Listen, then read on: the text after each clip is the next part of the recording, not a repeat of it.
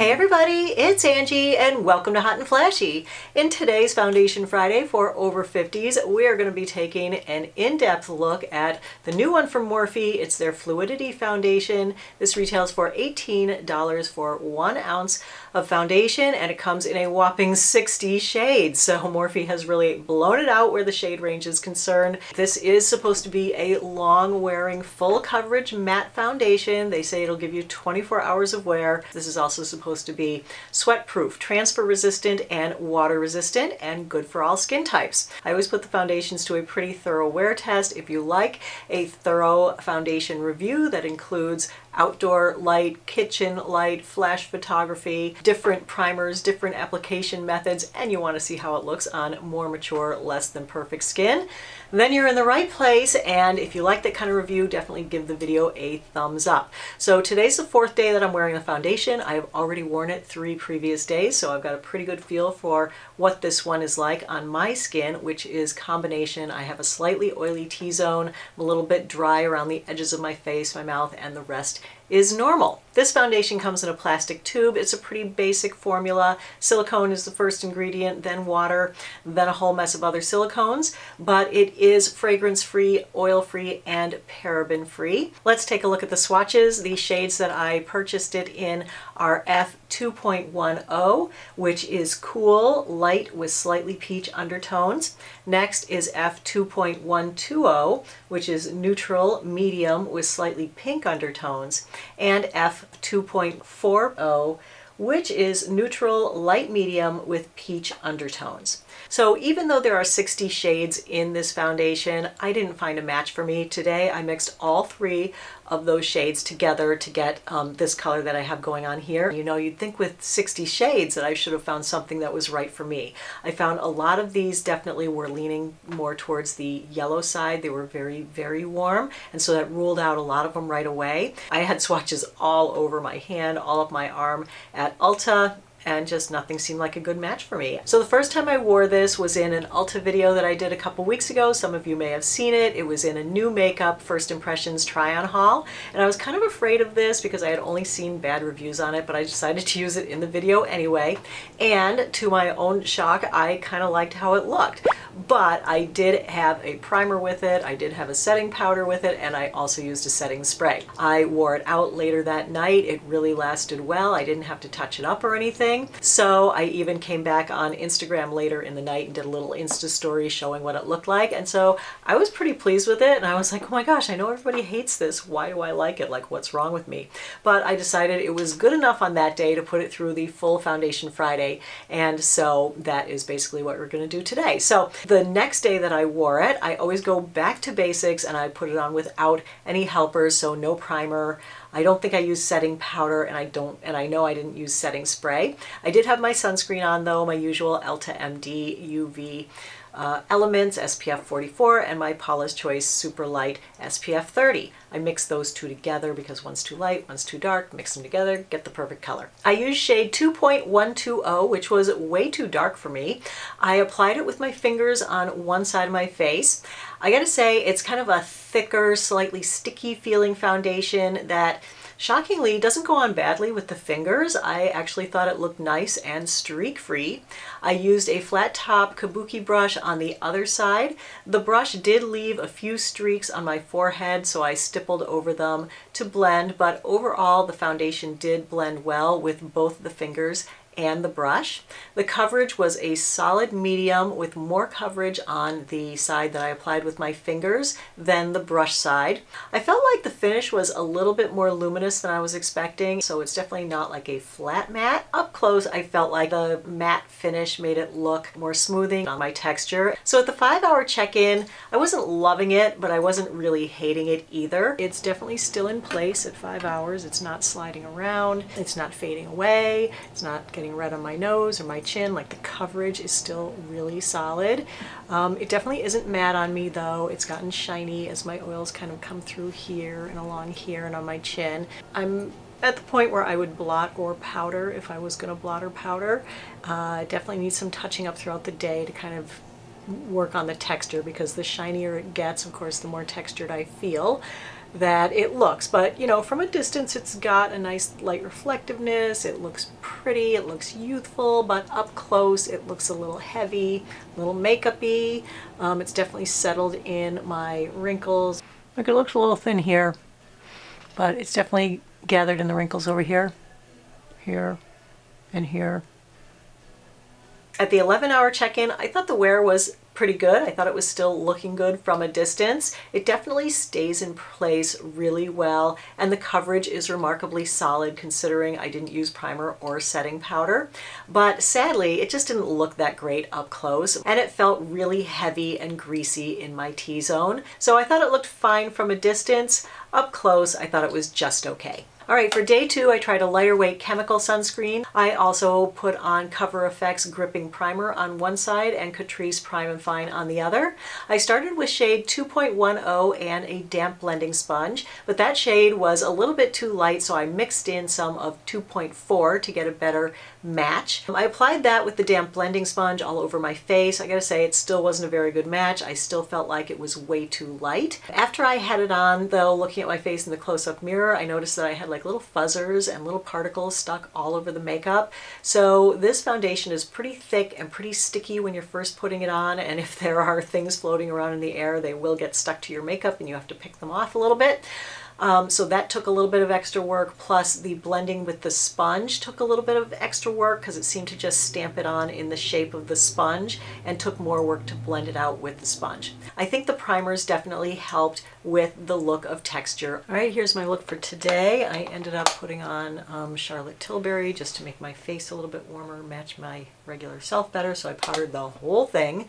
I used NYX Wonder Stick for my bronzer, and where I put it on up here, it removed the foundation. So there's no foundation up there. And then what else do I have on? The Buxom blush, and then Laura Mercier highlighter, Urban Decay Lippy in Juicy. On day 2, I did the sunshine test and the kitchen test, so let me bring those in now because of course it was a beautiful day that day. Today it is about to snow, so it's very cloudy out, so we can't do it today. I actually don't think it looks that bad. I was expecting it to look a lot more textured just because it's a heavier foundation, but I gotta say the more matte finish made it look a little bit more smoothing. Maybe it was the Charlotte Tilbury powder, I'm not sure. And in the kitchen light, I thought it looked pretty good too.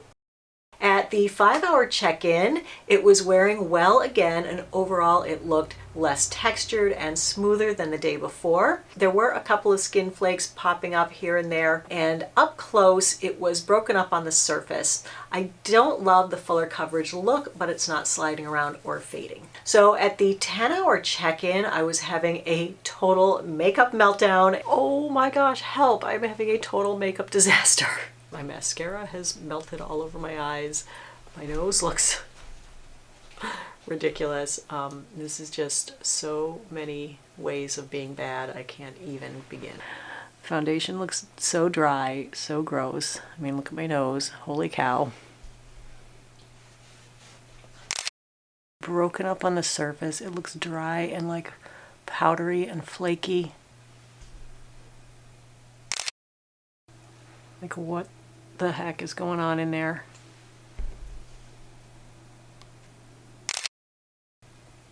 So scary.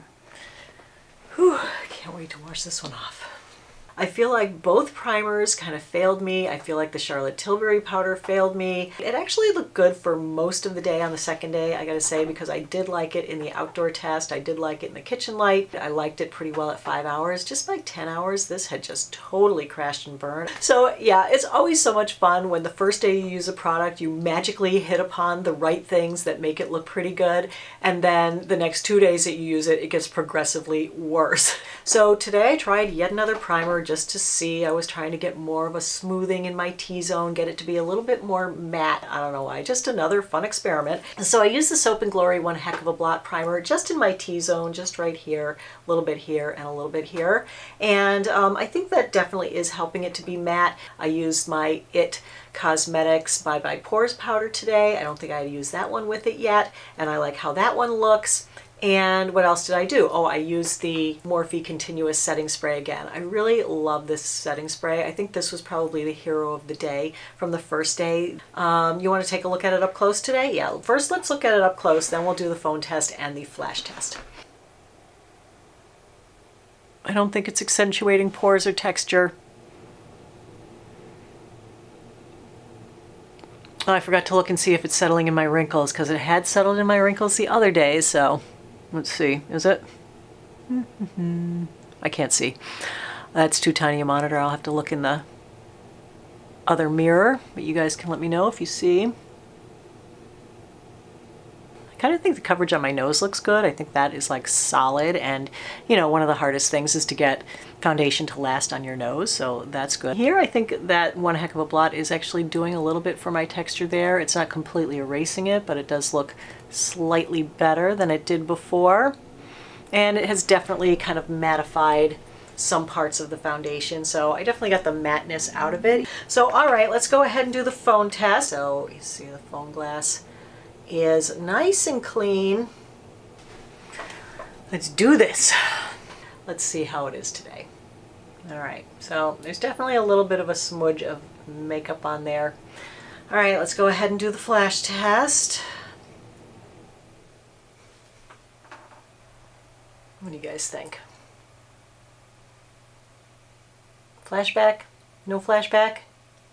Let me go do the one out in the dark room. It kind of looks to me like it is giving flashback off the It Cosmetics powder, and that, you know, if you look right here where I didn't put any powder, it actually looks fine. So I'm going to say that it probably passes the flash test when you don't have powder on.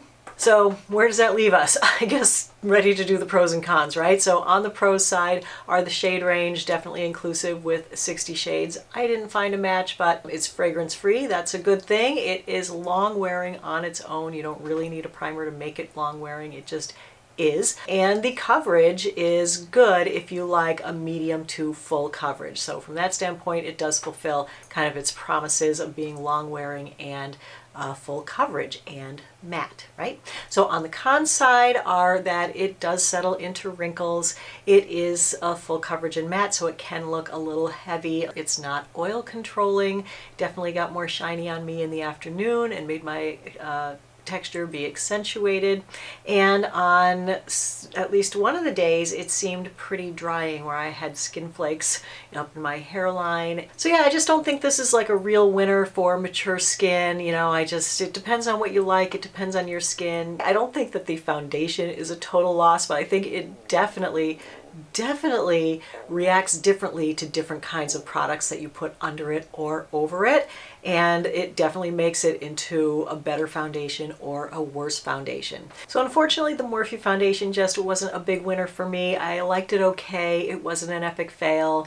You know, will I be reaching for it all the time? Probably not.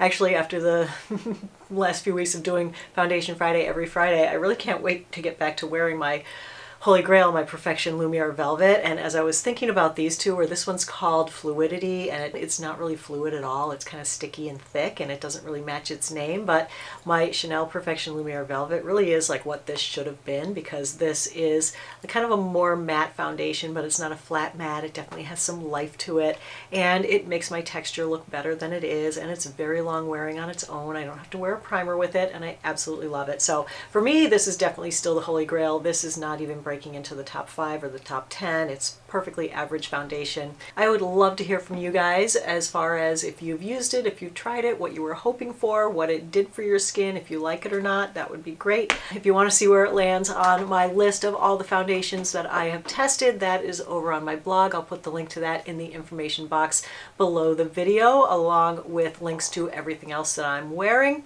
including this cute little top. I just love this, oh my gosh, so much. And links to my top 5 foundations for mature skin are also in the info box. So that is it for today's Foundation Friday. I hope you found the video helpful and informative. If you did, like I said before, give the video a thumbs up. Don't forget to subscribe to my channel and hit the notification bell. So thank you always for your time. I really appreciate your watching. Have a great day, and I will see you in the next video. Take care, everybody. Bye-bye.